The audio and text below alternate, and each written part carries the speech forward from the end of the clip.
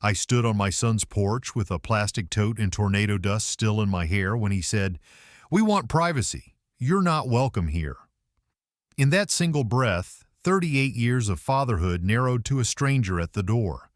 The house I co-signed for wouldn't take me in. The life I'd paid for closed like a vault.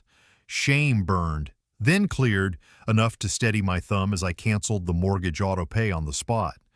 That click wasn't revenge. It was the first clean boundary of my new life. A line that would lead to fraud flags, an insurer's apology, a home I built with my own two hands, and a son who'd have to earn his way back with service, not speeches. If you've ever been told you're a burden by the people you raised, this story is for you. Before we dive into today's story, let us know where you're watching from. And as you watch, don't just sit back, be part of the experience.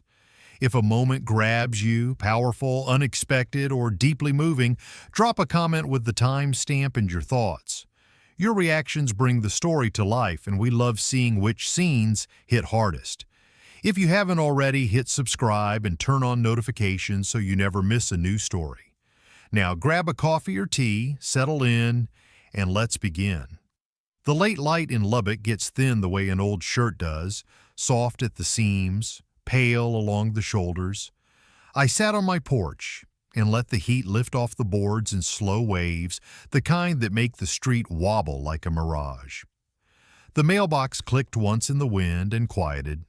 Out past the cotton fields, the sky stretched clean and wide, hard as a tin roof. This was the hour when the cicadas tried to outsing the radio and lost. Inside, the kitchen smelled like coffee and dust. I ground beans by hand, the way Mary Ann used to tease me for. Cheap grinder in a drawer, and I still chose the crank. The local AM station mumbled about feed prices and a church bake sale. Then the weatherman's vowels slid over high and dry, which is what we call hope around here. No warnings, no hurry. I poured my coffee black and stood at the sink longer than I needed to, watching the yard through the screen. Grief doesn't live in the big days, not after a while. It curls up inside small things. A quilt folded just so, a recipe card bent at the corner, the way a light switch earns a smudge over the years. I touched the edge of Mary Ann's recipe box on my way down the hall, then the picture of her at Palo Duro, hair blown out of its clip, laughing at something I can't hear anymore. I keep her headaches of paperwork in one drawer and her easy joy all over the house. It keeps me honest. Out back, the shop held the life I still know. Oil, sawdust, and the faint tin of an old toolbox. I had the neighbor's mower tipped on its side, carburetor open in my palm like a clock I could set right if I stared hard enough. Tiny brass jet, float, needle valve. I cleaned each part because work is the cleanest prayer I've learned. "That'll hold," I said without meaning to when the bowl screwed back flush. My voice sounded good in there, useful. I've spent most of my years keeping other people's power on. It does something to a man watching lines ripple away into heat shimmer, knowing a storm miles off can bring a city to its knees. After Mary Ann died, the lines went quiet in me too. I shut down the field calls and learned how to keep the smaller grid of one life humming. There's dignity in sweeping your own floor and taking the trash out on time. People think dignity is a medal. It's a broom. On Ethan's closing day in Round Rock, I wore the same boots I wore to turn wrenches and watched my son grin for the realtor's camera like he'd been handed a key to the moon. He buried his mother 2 months before. I knew that kind of luck requires ballast. I co-signed the mortgage, signed again where they asked, and later, alone at my kitchen table, I set up the Autopay. It was my quiet gift, a wire braided between us, money without talk, love that didn't ask for a chair at his table. He said, "Thanks, Dad," over the phone. I told him to paint the nursery whatever color he wanted someday and didn't ask whether there'd be one. He lives fast by my standards. Photos blink past on his feeds, kayaks, a dog he and his girlfriend dress for Halloween, patio lights like fireflies in straight lines. He calls just enough to prove he's fine. I don't press. My father pressed me until I snapped back. I promised myself Ethan would never have to snap. Men swear all sorts of vows when their sons are babies. The ones that last aren't poetic. They look like bills paid on time. In the late afternoon, I took my coffee back out to the porch and thumbed through my contacts, deleting numbers I'd promised myself to clear last New Year's. Doctors, a guy who used to sell me rotors at discount. Then I hit the H's and saw her name, Leila Hernandez, San Marcos. I could picture her as a girl in a borrowed leather jacket, the kind of smile that dared you to behave. Last I'd heard, years back in Sideways, she owned a handful of Tex-Mex places along the corridor, the kind you take your friends to when you want your story to sound better over queso. I didn't call. I'd just let the letter sit there and warm the glass of the screen. Supper was a skillet thing, onions and leftover brisket sliced thin. I ate standing up, which Marianne would have scolded, except she did it too, when it was only us in the news. The mail brought nothing but coupons and a glossy catalog of sheds that looked like houses and houses that looked like sheds. I stacked it on the washer where it would lean until morning. Habit is the scaffolding of the widowed. It keeps you from stepping into the air. Before dusk, I sat at the desk in the front room and opened the banking app. The Autopay for Ethan's place had cleared 2 days ago. The green checkmark winked like we were in on something together. I scrolled the line items the way some folks read horoscopes, looking for a sign that the world still ran on a schedule. Power, water, the little note I send the VFW when I remember. I told myself that when a man's storms are behind him, the ledger should start to look like a shoreline. The cicadas found their pitch when the porch light clicked on. A neighbor 2 houses down tuned a guitar badly and laughed at himself, which is the only way to do either after sunset. The heat was still there but softer, the kind that lets your shirt breathe again if you hold still. I thought about the morning, the mower dropped off, a run to Murphy's for sandpaper, maybe call the station about the busted street lamp that flickers like a bad idea at midnight. I put my phone in my pocket with Lila still living there under the H's, and I locked the door I've always locked twice. In the bedroom, I folded back the quilt Marianne made when Ethan was born and lay down in air that smelled faintly of lemon oil. Tomorrow would look like today if I did my part. I believe that the way a man believes a wire will hold if he's tied enough knots. Out beyond the dark windows, the panhandle sky spread its empty promise, high and dry. I closed my eyes on the good kind of quiet, certain my worst weather had already come and gone. If you're still watching and feel the weight of starting over after losing everything, comment number 1 below to let me know you're with me. Now let's move on to Chapter 2. The alert hit mid-morning, a split-second chirp on my phone that made the kitchen feel smaller.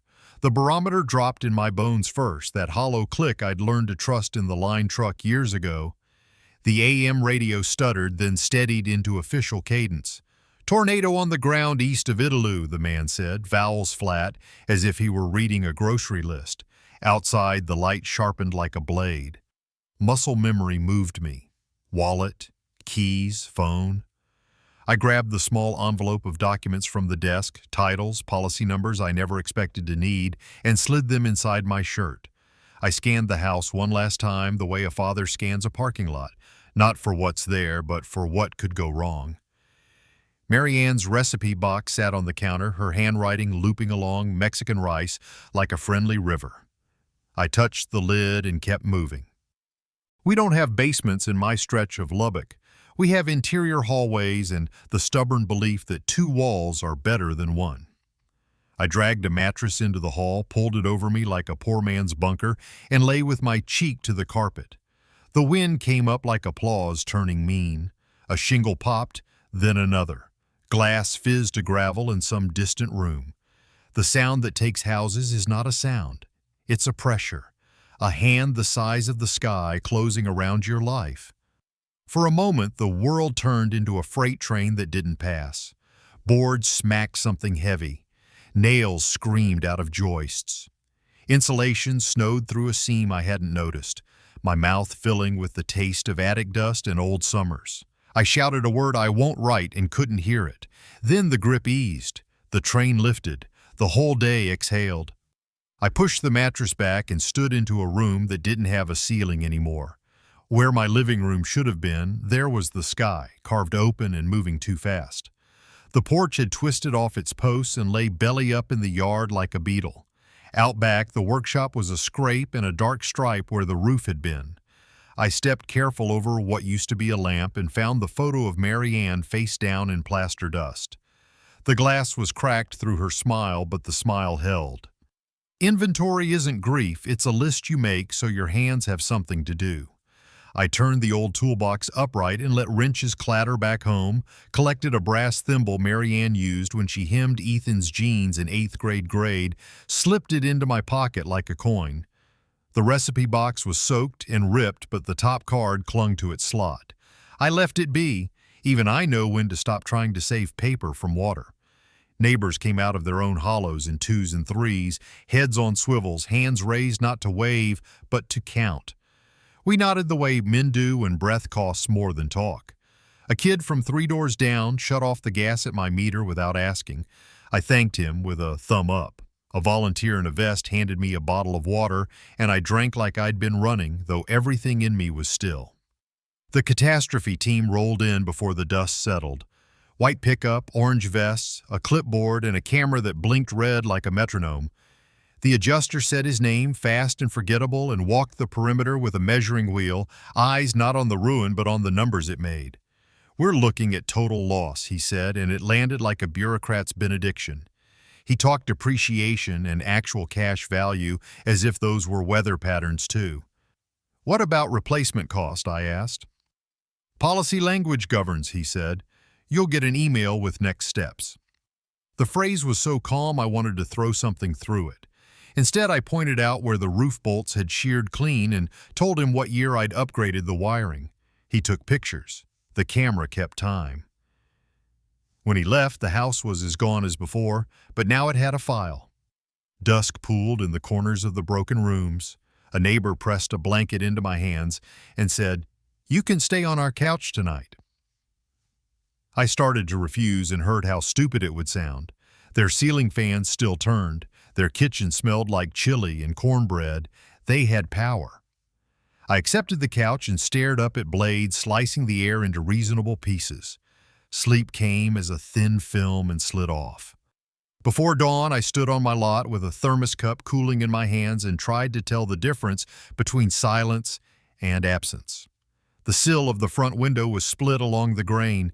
I pressed my palm there as if I could hold it together by ceremony. I could spend weeks here securing tarps to nothing and begging hotlines that had already decided. Or I could get in the truck and drive toward the only door that ought to open without an appointment. Round Rock had sense to it. My son's house, the mortgage I co-signed and have paid every month since the funeral, a few weeks on a spare bed while I wrote emails with policy numbers and watched the appraisers argue over the price of 30 years. I opened my banking app, more out of ritual than need, and there it was, the green checkmark next to Mortgage Round Rock Residence. It looked like permission. It looked like family acting like family.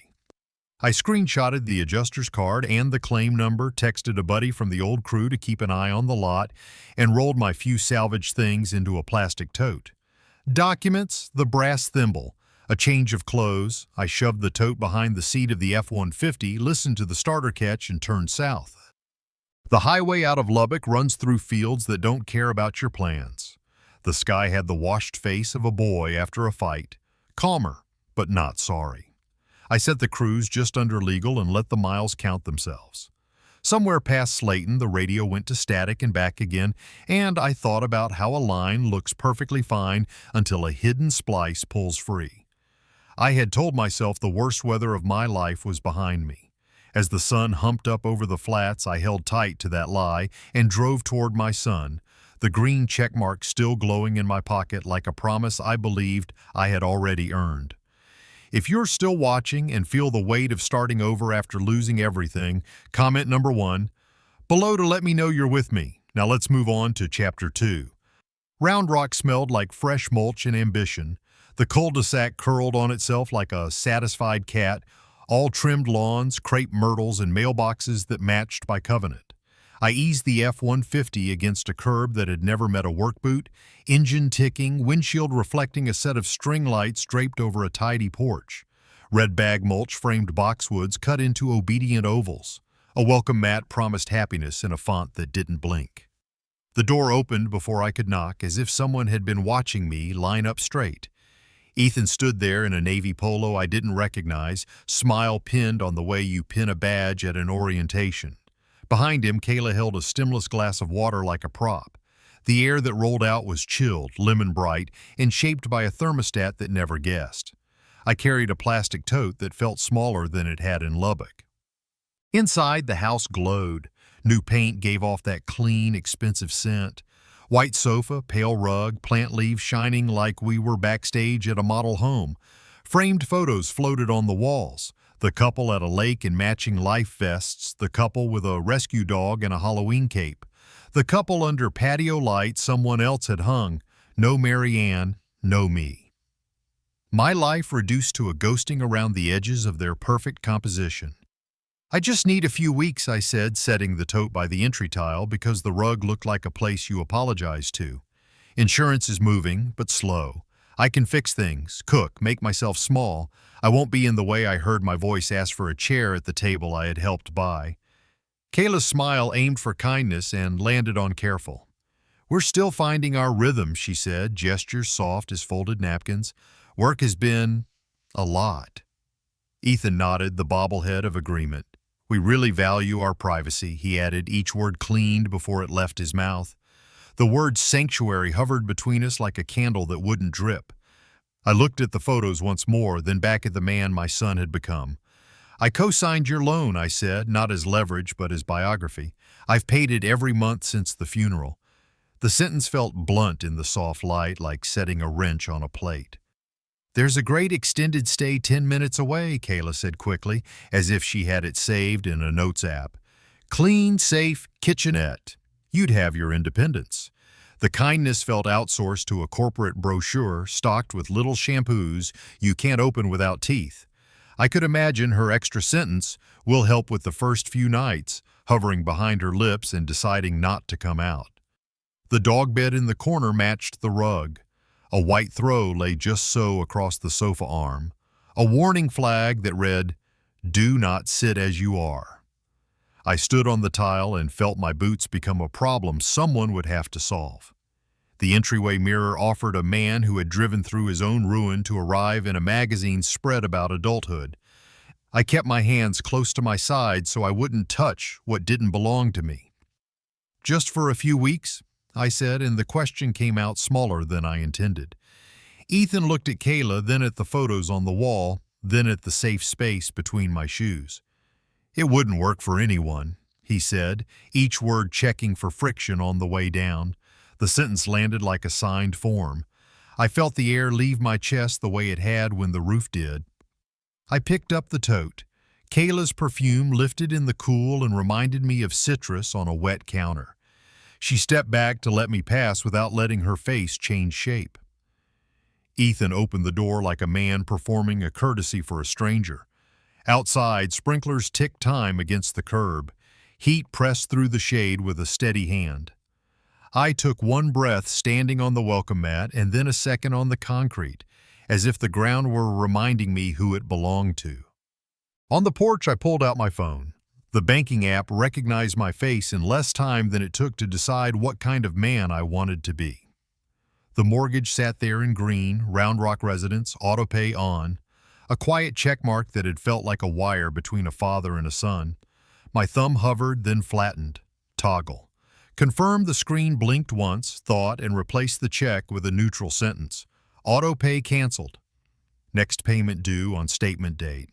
I stared at the wording, its perfect politeness. Systems do not take sides, they just move money. I typed a text to Ethan because clarity is a courtesy too. "I've ended the payment." I sent it and put the phone in my pocket before it could hum. The tote's handle dug a red mark into my fingers. I didn't want to look back and did, and the house sat there untroubled, geometry as a kind of defense. In the truck, the cab smelled like dust and old vinyl. I set the tote on the passenger seat and watched my hands shake until they didn't. The steering wheel felt steady, the way steel feels steady because it pretends not to remember heat. I could still hear the ice maker clack through a closed door, a little machine making cubes for a day that did not include me. I pulled away slow, careful of the curb, careful of the dog that wasn't there. The sprinklers misted the asphalt into a soft shine.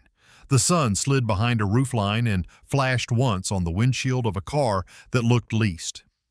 At the end of the cul-de-sac, I paused long enough to check the mirror, not for traffic, but to teach my eyes how to look at the shape of my leaving.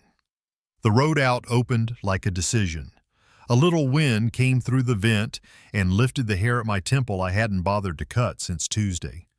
I thought of the house in Lubbock with no roof, the neighbor's couch, the thimble in my pocket, the recipe card held together by hope and tape. I thought of a man's worth measured in automatic payments and nodded once to no one. Then I turned the wheel and let the day fall behind me in neat suburban squares. If you're still watching and the betrayal is cutting deep for you too, comment number 3 below so I know you feel this moment. Now, let's continue with Chapter 4.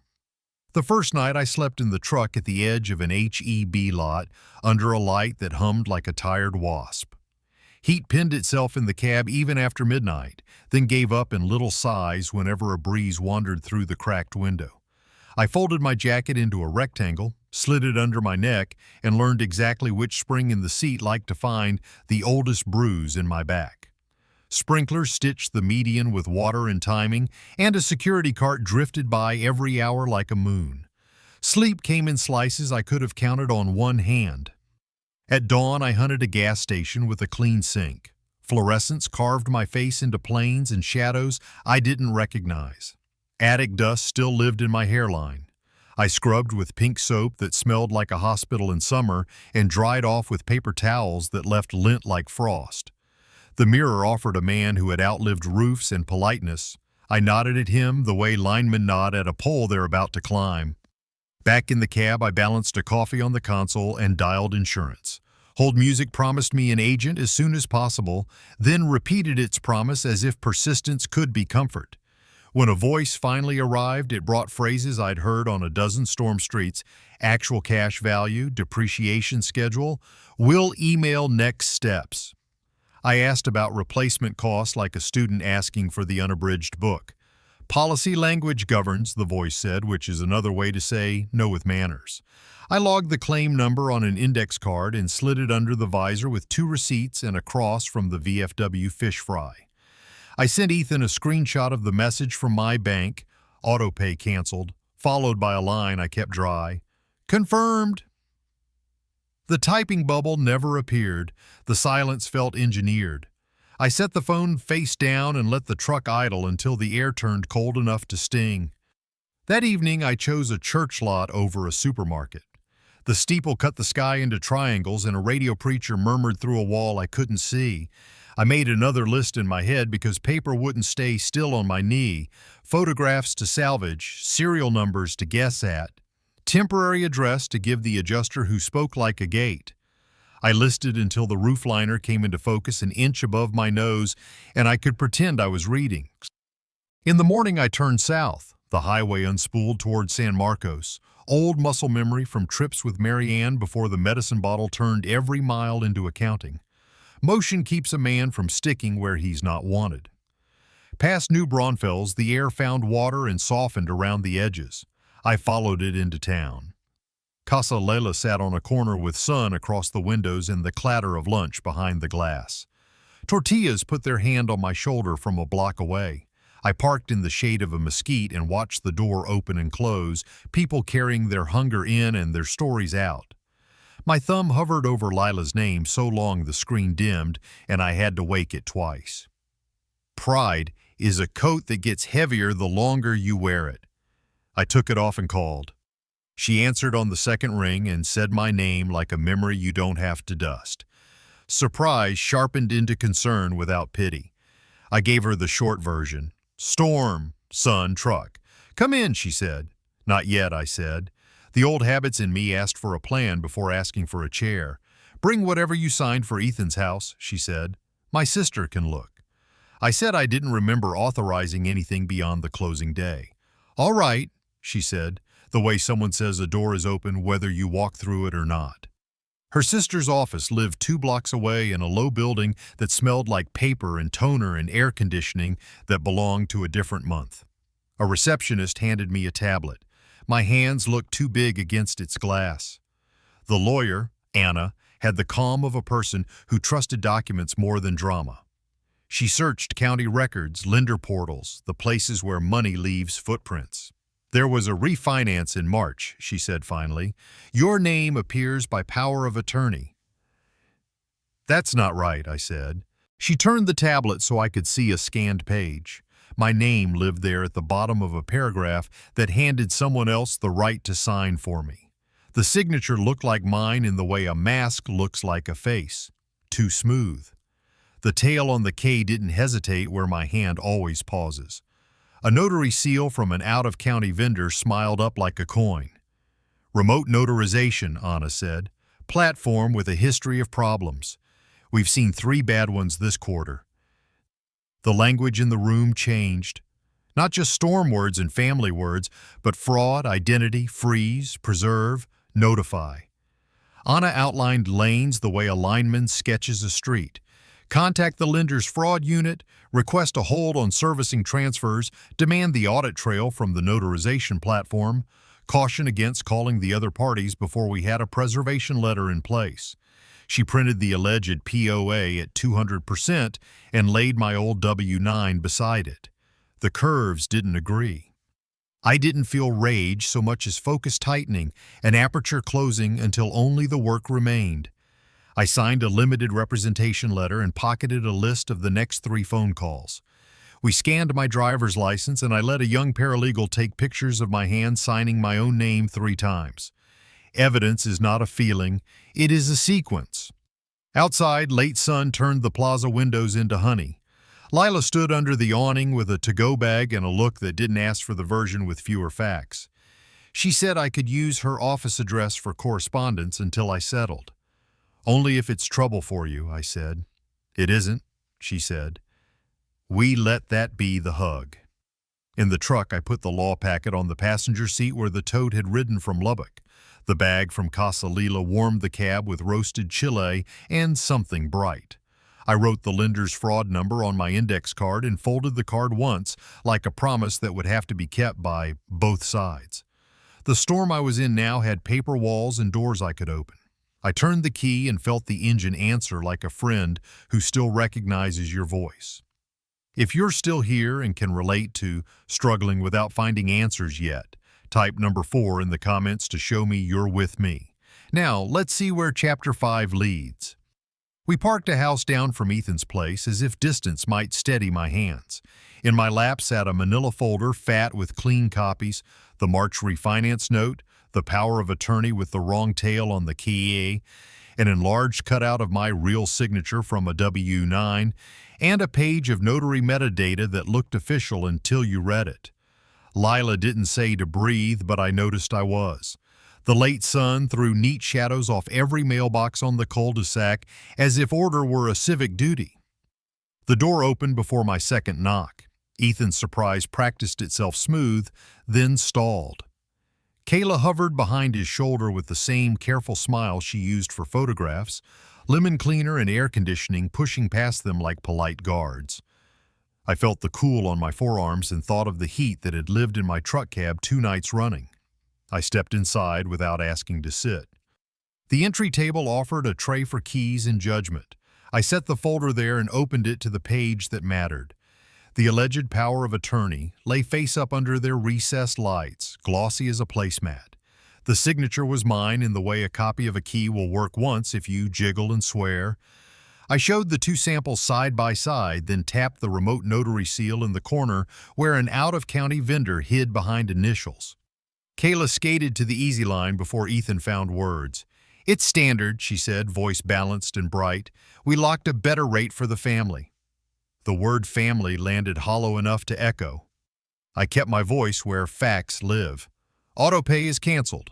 I laid my phone face up, the green check mark was gone. A neutral sentence replaced it as if money had never learned to care. Ethan's eyes hit the screen and slid away like they'd been taught not to stare at fire. He tried denial, then minimized the way men do when the stairs feel steeper than they remember. We meant to tell you, he said. It's just paperwork. His gaze stayed on the tasteful print above the sofa, some anonymous landscape where weather never happens. Lila spoke once, low enough to keep the room from pretending. County records and lender documents put a flag on this notary vendor. She didn't look at them when she said it. She looked at the page. I turned the next sheet, the notary platform's metadata, date and timestamps. The tail of the K in the forgery ironed itself flat. My real hand always hesitates there, a small hitch from a break I never learned to hide. I said what needed saying. From this month on, the payment is yours. I'm filing with the lender's fraud unit and preserving the audit trail. If needed, I'll refer it to the county. Kayla's smile tucked itself away and something sharper came out. You're making drama, she said, and gestured around the room like an exhibit about taste. Pale rug, white throw, ficus that had never met dust. We've done everything to make this work. The we did the heavy lifting, the facts could not. My phone buzzed across the wood like a small animal. I didn't have to open it to know the subject. When I did, the insurance company offered its final offer in cordial paragraphs, a number that would barely cover demolition labeled with a kindness they had not paid for. The pressure in my chest was familiar now, the way harness straps feel before a climb. I slid the phone back into my pocket. Filings first, not please. Ethan reached for a lever that had moved me all his life. We're under stress, he said. Work is crazy. You'd hate the calls. The boy in him tried to raise his eyes, and the man shook his head no. Stress doesn't sign my name, I said. The sentence stood there and didn't ask for approval. I closed the folder, not like a door, but like a book I was done rereading. The entry table left a faint grain on my palm. I realized I was pressing down as if paper could buckle a house. Lila's presence had the shape of a hand on my shoulder even when it wasn't. She didn't fill the silence. She let it do the engineering. In that quiet, I remembered the wind lifting my roof and the neighbor shutting my gas valve with 3 practiced turns. This, too, was work men do when there are leaks. Kayla aimed one more shot at the soft places. After everything we've done for you. I thought of my truck hood warming tortillas under the sun of a different life and felt the sentence bounce off. Any communication should be in writing, I said. Email is fine. Ethan's jaw worked. A muscle flickered like a trapped moth. He nodded without commitment, the smallest movement a man makes when he wants a moment to end without admitting it began.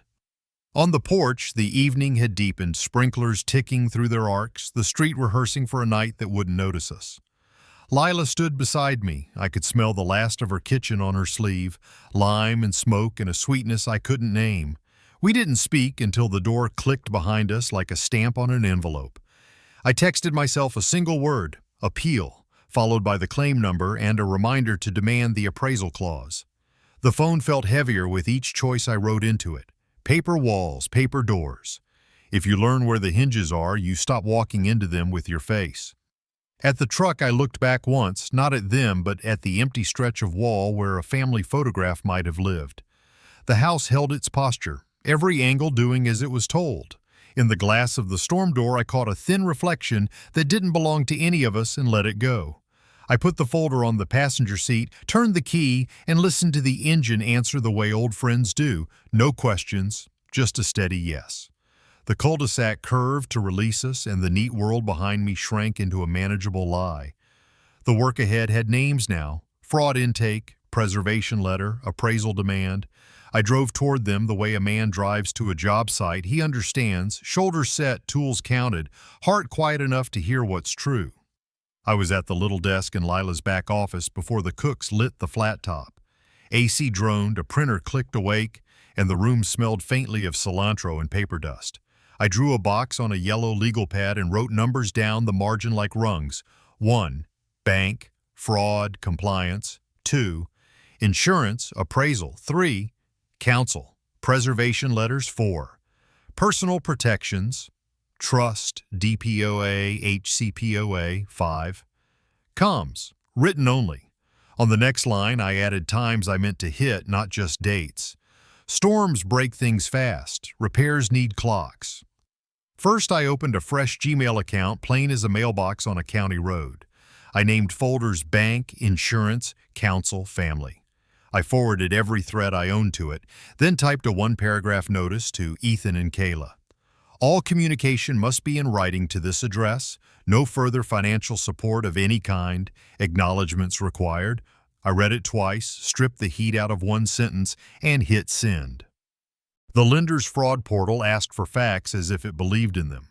I uploaded my driver's license, 3 signature exemplars, and the scanned POA I didn't sign. The intake rep kept her voice in neutral. When she placed me on a brief hold and returned, she gave me a case number that felt like a bolt finally in the right hole. I wrote it big across the pad. They transferred me to a compliance officer who sounded like a man who owned 3 of that same yellow pad. He asked for a chronological account, then said the thing that changed the day. We've placed your refinance file on risk hold pending internal review. He added that the remote notary vendor on the power of attorney was under active scrutiny. He asked me not to contact the notary or the loan officer directly while they pulled platform logs. We'll need your wet ink exemplars, he said, and any prior notarizations we can compare. I told him I had those. Good, he said, and I could hear the capital G. Anna arrived with a stack of drafts and a practical calm that made the table feel sturdy. We reviewed her preservation letters to the lender, the title company, and the notarization platform. The letters did not accuse. They demanded retention of audit trails, videos, and identity checks. I signed in the neat space she made for me. At her nod, the receptionist fed the envelopes through a printer that spat green certified mail receipts like tickets to a show none of us wanted to attend. Anna tapped the letters into a square and said, "They go out today." Insurance was next. I opened my policy and typed the words the adjuster hates to read. Demand for appraisal. I named an independent appraiser shortlist and asked the carrier to respond within the policy timeline. I CC'd Anna and dropped a calendar reminder for the deadline, then another one 3 days before, because men who work polls do not rely on one alarm. I scanned the manila folder into PDFs, named each file with date and purpose, and watched them land in the bank and insurance folders like bricks. The printer hummed a little contented hum. In the middle of that tidy sound, a text from Ethan arrived, a clump of grievance dressed as concern. I did not answer by text. I saved the screen, emailed myself a copy, then sent him a 2-sentence reply from the new address restating the boundary and pointing him there for future correspondence. Rules don't hold unless you treat them like rails. By late morning, I was at a credit union office where the carpet had decided to be ocean water. I opened a new operating account in my name only, no online ties to the past. The trust officer, a woman with sensible shoes and a sharper mind, slid a starter packet across the glass. I initiated a revocable living trust, named a corporate trustee as successor, and declined to list family for any fiduciary role. Durable power of attorney and healthcare proxy would name the firm, not my son. The pen felt heavier on those lines and lighter when I set it down. The clerk made copies, hole-punched a kit, and wished me a good afternoon like she'd watched men do this before and always walk out straighter. Back at Lila's, I took a brief call with a public adjuster a neighbor had recommended. Fee basis, I asked. Cap. He said a percentage that did not make me flinch and described an umpire process that matched my policy's appendix. We agreed to wait for the carrier's appraisal response before I engaged him in writing. He didn't try to sell me urgency. I trusted him a little for that. Lila set a plate near my elbow and a glass of water I hadn't realized I needed. "You're doing fine," she said. I nodded and ate without tasting until the heat of a roasted pepper convinced me I was still made of a body. Compliance emailed a confirmation. Risk hold in place, internal review assigned, logs requested from the notary platform, initial findings promised within a stated number of business days. They attached a list of documents they needed and the line to a secure upload. I printed the email, tabbed it bank, and wrote the deadline in the margin of my plan. Anna called mid-afternoon. "County contact is ready if the bank stalls," she said. "Begin the identity theft report with the AG and FTC as a parallel track." I opened the state website, filled the first page, and bookmarked the rest for a quiet hour when an answer wouldn't interrupt itself. Toward evening, the kitchen clatter rose to the kind of music I trust. Pans negotiating, voices close but not sharp, a bell now and then that meant food leaving for hungry people. I recopied the day's plan onto a clean page, dated each rung, and at the bottom wrote a sentence that felt like a plank I could stand on. Work, not want. I underlined it once.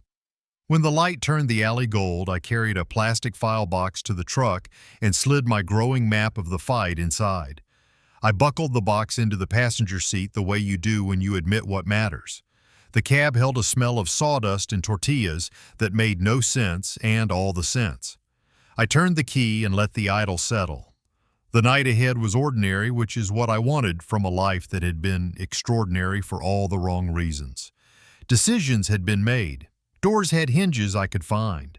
I pulled away slow, the restaurant's lime and smoke breathing out into the warm air, and drove a route I had drawn for myself in ink. If you're still watching and feel the tension rising as choices must be made, comment number 6 below so I know you're holding on with me. Now, let's see what unfolds in Chapter 7. The keys slid across the stainless prep table with a small declarative scrape. Lila didn't make a speech, she just tapped the brass tag that said ADU and nodded toward the back lot where the little studio tucked itself under a pecan tree. "Use it like it's yours," she said, and was already turning back toward the kitchen as if generosity worked best when it didn't wait around for thanks. I carried my file box down the alley past the humming ice machine and a stack of flour sacks, unlocked the door, and stepped into a square of sunlight floating on clean vinyl flooring. The air smelled like fresh paint and onions caramelizing 20 yards away. It was more home than I'd had since the sky took my roof. I staked the space the way men who've slept in trucks do. Printer on the shelf below the window, legal pad in the top drawer, file box buckled into a chair for easy reach. A bent nail on the wall became a hook for my old tool belt. The mini fridge hummed like a polite neighbor. When I sat at the little table, the chair didn't wobble, and I took the win like a man who knows to count small victories out loud, even if no one hears. My new Gmail pinged with a subject line I was teaching myself to respect. Bank compliance, status update. Risk hold remains in effect. Next review on Friday. The email read, the sentence spare as good lumber. They wanted another exemplar of my signature and a copy of a notarization from last year to compare. I added the date to my yellow pad, circled it, and wrote the word logs with a box beside it I'd fill when the platform produced them. A text from Ethan arrived like a pebble under a mower blade. He wrote a thin apology wrapped around a complaint. Due dates, how fast bills move, how much I didn't understand about his life. I filed the screenshot in Family and answered by email with 2 sentences that restated boundaries and offered a mailing address for legal notices. The urge to fix things twitched and passed. Some muscles atrophy on purpose. At lunch, Lila leaned into the doorway with a hex wrench. A banquette in the dining room had developed a wobble that made coffee slide toward the wrong person. I followed her in, tightened 3 bolts, shimmied a leg with a felt pad, and the whole booth exhaled. The line cook dropped a plate near my elbow without comment, rice that tasted like home, and grilled chicken that reminded my body it was supposed to be strong. I ate with a wrench still in my back pocket and felt better than any sermon could make me feel. The public adjuster called as the lunch rush went to the door in clumps of satisfied talk. His voice was dry and competent. We walked through percentages, timelines, and the umpire clause. We worked the clause. We don't chase headlines, he said. I signed a limited agreement that engaged him if and when the carrier acknowledged appraisal. My calendar grew another deadline like a backbone grows new bone. I drove to Lubbock for an afternoon, the ADU key warm in my pocket, like a coin from a country that still believed in me. The lot looked smaller with the walls gone. Wind combed the grass through what used to be a hallway. I took photographs to feed the appraisal file. The sheared bolts, the splintered sill, the roof nails that had gone bright with exposure. Under a board, I found a tin of screws labeled in Mary Ann's careful hand, the ink a little blurred from years of fingers. I held it too long, then put it in the tote with the other proof of a life that had made itself useful. Grief tugged, then sat back down the way an old dog does when it recognizes there's no work for it today. Anna sent me a 1-page sheet of talking points. Facts, not fury, she'd written at the top, which read like something a man should tape to his steering wheel. The local news wanted a segment on tornado survivors navigating claims. We shot it behind the restaurant mid-afternoon while the alley wore the shade like a gift. The producer clipped a mic to my collar and asked me to say my name and spell it. I spoke the way I'd learned to pray in a truck before a storm, plain believing the right words could keep a wire from snapping. You can lose a roof. You don't have to lose your say, I told the camera, and the sentence sat there without asking for applause. The piece aired at 6. By 7, my inbox had messages from 2 old hands off my crew who had spare materials if I needed them, a neighbor with a generator he'd loan until the weekend, and a woman who'd lost her husband last year offering a list of contractors who had actually showed up. It wasn't pity, not the kind that tries to tuck you in and tell you to sleep. It was the kind of solidarity that arrives with a dolly and a pair of gloves. The carrier named their appraiser by email just after dark. I replied with mine, attached the engagement letter, and copied the paragraph of the policy that set the clock. We agreed on an umpire shortlist in the morning, and for the first time since the adjuster's camera blinked in the ruins of my living room, I felt the process do what it was supposed to do when people insisted on it. I started taking odd evening shifts where hands were missing. One night I helped an animal shelter assemble kennels in a room that smelled like bleach and hope. A kid named Trevor held the other end of a panel and told me about the truck he wanted to buy if he could keep his grades up. Another night I joined a debris team 2 streets over, handing up sheets of plywood to a man who thanked me without looking down. When the work is heavy enough, talk gets on as fast or not at all. Either is fine. Back in the ADU, I logged hours, taped receipts to paper, and slid emails into digital folders like stacking milled boards. The file box fattened. The room smelled like sawdust and lime. When I turned the mini-split down, it answered with a steady hum that was nothing like wind and everything like a promise. Near midnight, Ethan sent a photo without a caption. Cardboard boxes stacked by a door I recognized as his. Kayla's handwriting on the side of one read "Winter." Coats in letters that didn't blink. I let the image sit until my breath forgot to hitch. I didn't write back. I didn't offer money or a plan.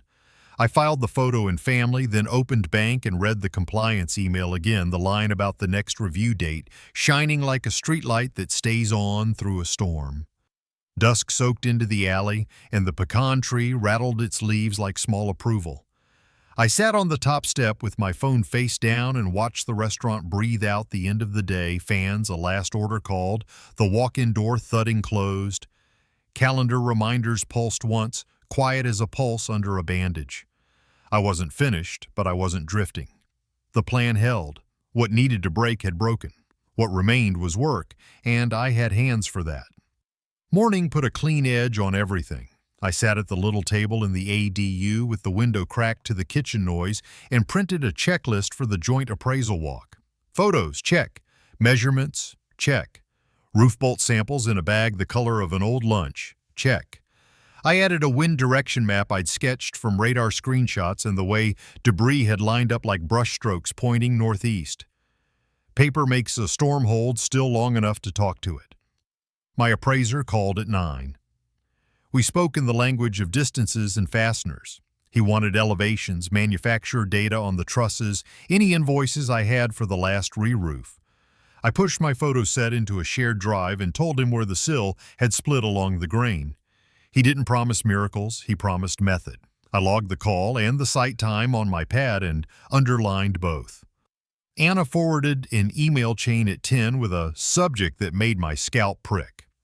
Conflict review, internal. The carrier's compliance notes had found a relationship flag between my original field adjuster and Kayla. Cousins. Asterisks bloomed in the margins where ethics lives. The pieces didn't just fit, they clicked. The claims manager scheduled a call for noon. Anna listened in from her office, a line of quiet breath on speaker. The manager's voice carried that careful diction corporations buy by the hour. We've identified a conflict of interest and are issuing a formal apology with a revised estimate, he said. He went on about retraining, about how this didn't reflect their values. I let the words move past and caught the nouns, apology, revised, remove. I took names and titles and asked for every syllable in writing. Anna added one sentence with the weight of a gavel. preservation of prior field notes, routing history, and all communications. The email landed before the call ended. Subject: formal apology and revised indemnity offer. The apology was short and bare and worth more than any paragraph that tried to act like a hug. The revised number put the job in the zip code of reality. My appraiser whistled when I forwarded it. A separate HR note confirmed the adjuster's removal for policy violations. I stepped outside and let the sun hit my face. Gratitude in my language is a verb. I blocked an hour to make decisions I'd been waiting to make. The tiny home lot on the frontage road smelled like resin, sun-baked plywood, and new beginnings. I walked 5 models and kept coming back to the one that didn't try too hard. Impact-rated windows, standing seam metal roof with hurricane clips I could count. Tie-down system spec'd to a wind my county had actually seen. A safe room closet disguised as a pantry, steel bones wearing sheetrock.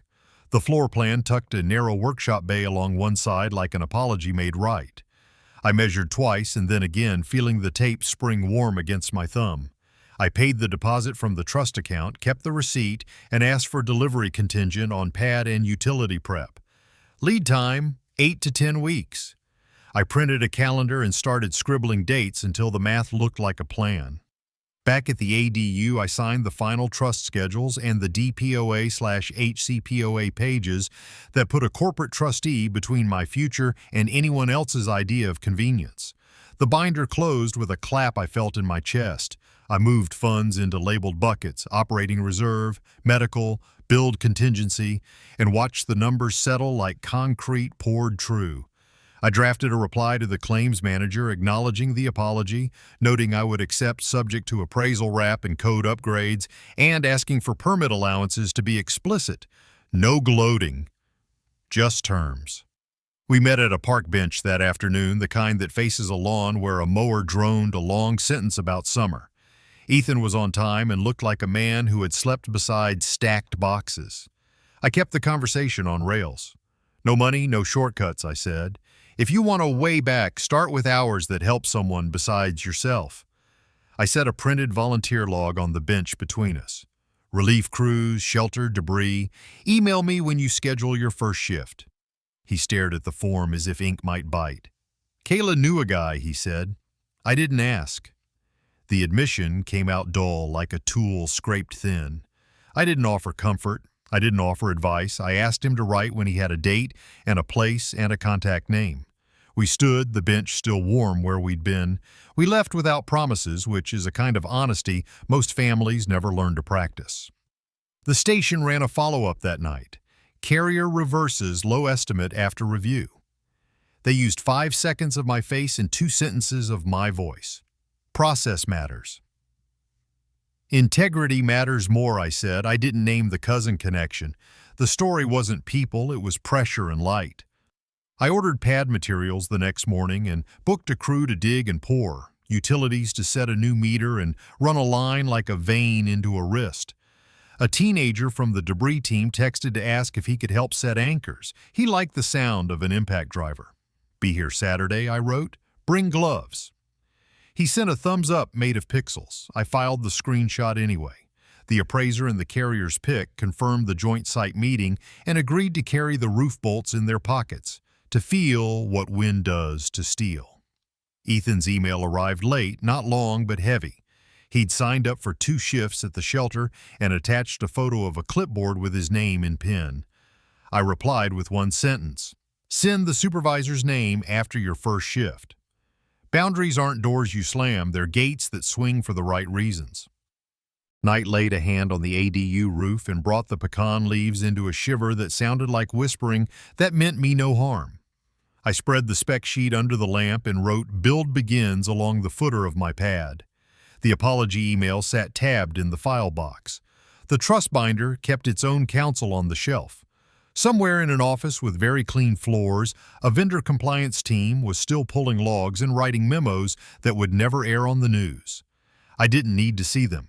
I needed pad forms signed, anchors torqued, utility poles scheduled, and a little space in the back bay for a workbench where my hands could teach the rest of me what comes next. If you're still here and sense the path toward resolution taking shape, drop a number 8 in the comments so I know you're staying strong with me. Now, let's turn to Chapter 9. Storm takes everything. The pilot truck nosed down the lane just after 9, hazard lights winking like patient eyes. A second rig followed with a gooseneck trailer and the house strapped in tight. Standing seam roof reflecting a clean slice of sun, impact-rated windows blinking once as they cleared the pecan branches. The foreman stepped down, shook my hand, and walked the pad with me, boot heel scraping the edge where the concrete met tamped rock. We checked center lines, anchor plates, and the 4 corners I'd measured until the numbers felt like a prayer. He clicked his torque wrench twice and said, "Anchors are torqued to specification." The unit settled with a small, satisfied groan when the straps came off. A man with a trim saw notch trim to hide the tie-downs. Utility set the meter, and the lights lifted the room from blueprint to fact. The safe room door shut on a steel frame and latched with a sound that told the body it could sleep. I walked the perimeter slow. Sightlines through the windows caught the pecan leaves like green glass, and the workshop bay along the north side made a long shadow where a bench would live. On that bench I set Marianne's screw tin, the label worn to a ghost of her careful hand. On a shallow dish by the safe room door I placed the little brass thimble I'd been carrying like a coin. Those 2 things weighed less than truth and more than luck. From the first box I lifted a lamp, a quilt, a coffee mug, the essentials of warmth, rest, and beginning. The lamp found the corner that would make mornings easy. The quilt softened the narrow bed, the mug stood near the sink as if it had earned the spot long ago. When the breaker snapped the kitchen to life, the mini-split hummed, and a low ribbon of cold air unrolled over the floor. I opened the banking app and scrolled. No Autopay entries except my own utilities, insurance, and the small donation I'd set to recur for the shelter. Future help, if I ever gave it, would move through the charity Lila and I were building, not the quiet leaks of habit. She arrived with a casserole and a level hair tied back, sandals dusty with prep lot flour. We set a shelf in the workshop and watched the bubble settle. She nudged the board with 2 fingers while I held the screws just shy of tight. "Shelf is level, we are too," she said, smiling without ceremony. We ate at the small table on mismatched chairs that already looked like a decision. When she left, the house kept the shape of her steadiness the way good wood keeps the line of a true cut. That night, I dropped by the shelter to return a driver I'd borrowed. The lobby smelled like bleach and patience. A teenager from the debris crew asked about apprenticeships, hands moving in the air like he could already feel a tool. I told him to give me 2 weeks to finish the bench, and I'd set hours where he could learn by standing close enough to see the grain. On the home site the next morning, I tamped soil along the skirting and set 3 planters where sun would make sense. Rosemary, jalapenos, a tomato that promised more than it owed me. In the bay, the plane began its old song along the edge of a board until curls of pine fell on clean concrete like punctuation. Ethan came in the afternoon the way a person should. Knock, step back, hands empty. He waited for me to open the door and looked past me only once, and then, not like a thief. He gave a short report from the volunteer log. 2 shifts completed at the shelter, 2 more scheduled for next week.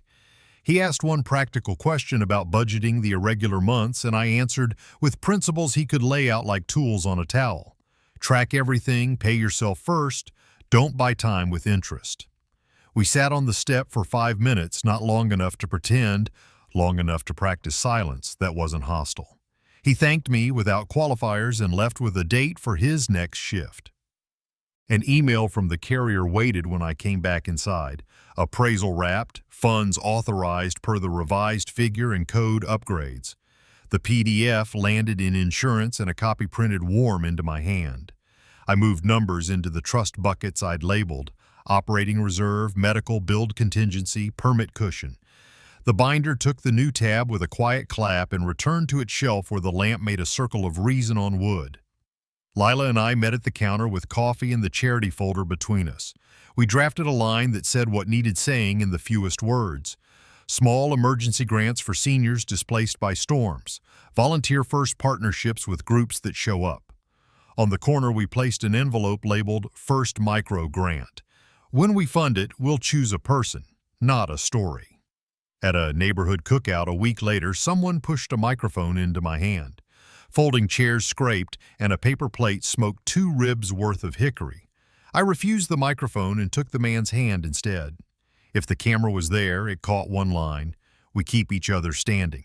The rest of it was lint ladders and shared lists of trustworthy names. Late one night, the wind shouldered the trees and walked the ridge like it had appointments. The tiny house stayed quiet, the roof ticking a language I'd learned to hear. I stood in the safe room doorframe and let the steel tell my bones there was nothing to solve. Then I checked the latch out of habit and smiled at myself in the dark like a man who has forgiven his own caution. My desk ritual took less time now, dates checked, files named with plain words and numbers that would still make sense in a year.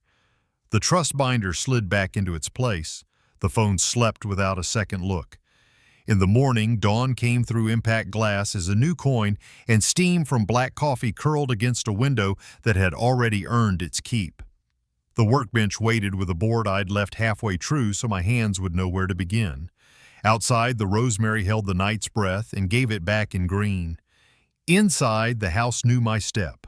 I hadn't won anything. I had built something. Boundaries kept it standing. Hands kept it honest. And when the day asked me what kind of man I was, the answer was sitting right there on the bench, ready for use. Morning used to feel like a test I hadn't studied for. Now it feels like a page I can write on. Steam lifts off my coffee and slips across the impact glass, smudging the view of the pecan leaves until the light decides what kind of day it's going to be. The metal roof makes a faint ping as it trades night for heat. Quiet isn't a void anymore. It's a structure that holds. On the worst nights in the truck, I mistook endurance for a plan. The first honest sentence I said to myself was the smallest: cancel Autopay. A thumb on a screen, a green checkmark replaced by a neutral line of text. I didn't understand then that I'd just drawn a boundary with my own hand. Since then, I've learned the grammar of it. Subject, verb, no apology. A man can build from that. I used to think help and rescue were cousins. They aren't. Rescue made me wordless and made other people careless. Help wears rules, written only. Receipts, case numbers. The appraisal clause wasn't a threat, it was a tool already waiting in the drawer of the policy. The trust isn't a fortress, it's a house where the doors close properly. Once you put names on things, they stop pretending to be mysteries. Age did the kindest arithmetic for me. It subtracted the need to be liked and added the right to ask for proof. Agency at this stage is not lifting for everyone until you split something you can't fix. It's picking up what you can actually carry and declining what breaks you.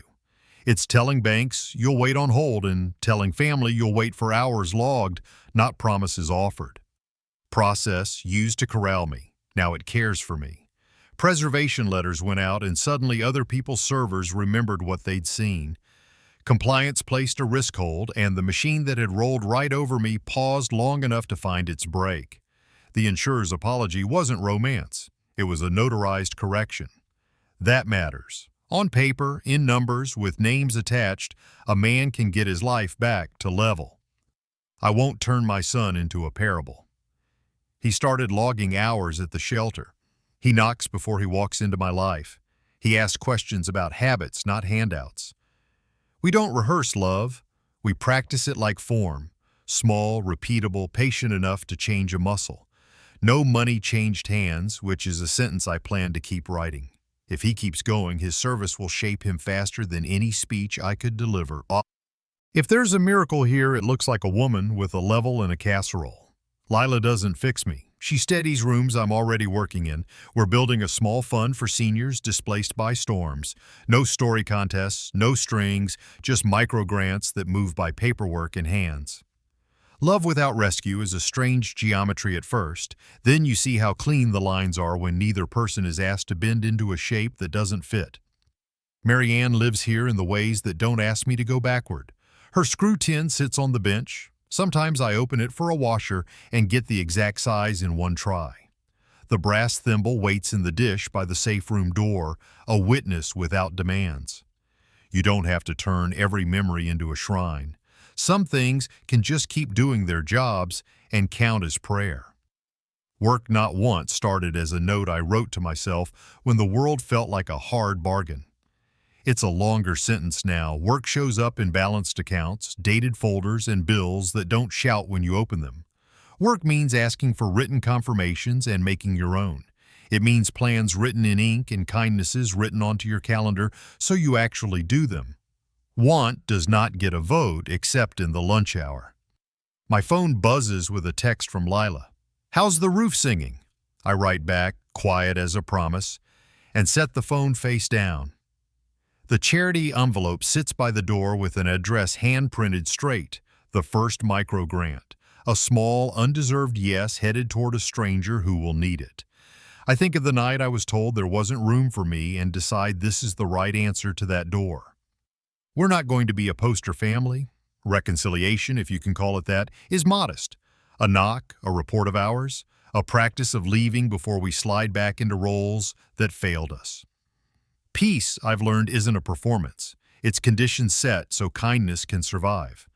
Boundaries don't end love. They teach it to live where it won't drown. I oil the plane and square a board until the light catches the grain and shows me where to cut. The shavings make slow, satisfied curls that fall like proof time can be turned into something better than memory. This sound marks the day more honestly than anger ever did. I don't need closure. I need true edges and a roof that tells the truth when it rains. You can't make the people you love safe from their choices. You can make your home safe from them. Doors that lock, paper that remembers, accounts that don't leak, a bench sturdy enough to take 2 elbows with coffee. I thought dignity was something other people allowed you to keep. It turns out dignity is what you keep when other people try to take it. I set the mug down with a soft ring, open the door, and let the morning do its job. The workbench waits with the next cut marked. The pecan leaves move like green handwriting on good paper. Somewhere, a train lifts a long note over the flats and fades. I step out into the day as the man I chose, hands first, heart steady, the plane set where the next pass will be true. In the end, a home is not the roof that keeps the rain out, but the frame of choices that keep dignity in. Catastrophe may strip away walls, titles, and the easy habits we mistake for love, yet it also reveals what endures. Boundaries drawn in ink, work done with steady hands, and the decision to stand where worth is not up for negotiation. There is a quiet power in refusing to be rescued in the wrong ways. Help that heals has form, written agreements, clear timelines, honest math. Everything else is a storm with better lighting. What began as loss becomes structure when process replaces panic. A claim turns fair when it is forced into daylight. A budget stops bleeding when every dollar is told its job. A life grows calm when the door is strong enough to close and still kind enough to open for good faith. Nothing here requires miracles. It asks for clocks, records, and courage. Clocks to keep momentum, records to keep memory, courage to keep both when the world prefers shortcuts. Aging does not shrink the horizon, it sharpens it. Clarity is a gift that arrives when urgency learns its manners. Saying no becomes an act of respect for self, for truth, for the future you intend to build. Mercy, too, becomes wiser. It stops underwriting excuses and starts underwriting effort. The difference is simple. Rescue is a story about you, help is a story about us. One drains, the other repairs. Home, finally, is sufficiency chosen on purpose. It is a small room that holds exactly what is needed, a window that tells the weather honestly, a table where plans fit, a bench where work restores instead of depletes. It is also the promise to meet the next storm with records ready, anchors torqued, and a heart kept open by design, not by accident. No triumphal music is required. The measure is steadiness, bills that do not shout, doors that do not slam, mornings that begin with the next true cut. If this reflection met you where you live, if it steadied your breath or gave language to a boundary you needed, share your thoughts below. Tell us what part of the journey rang true or what you'd add from your own hard-won lessons. Your voice helps others find theirs, and if you'd like more stories about resilience, process, and the quiet victories that shape a life, Subscribe and turn on notifications so you never miss what comes next. Thank you for watching, for thinking with us, and for being the kind of company that makes difficult stories easier to carry. We read every comment, we learn from them, and we're grateful you're here. Until the next story, take good care of your records, your boundaries, and your mornings, and let them take good care of you.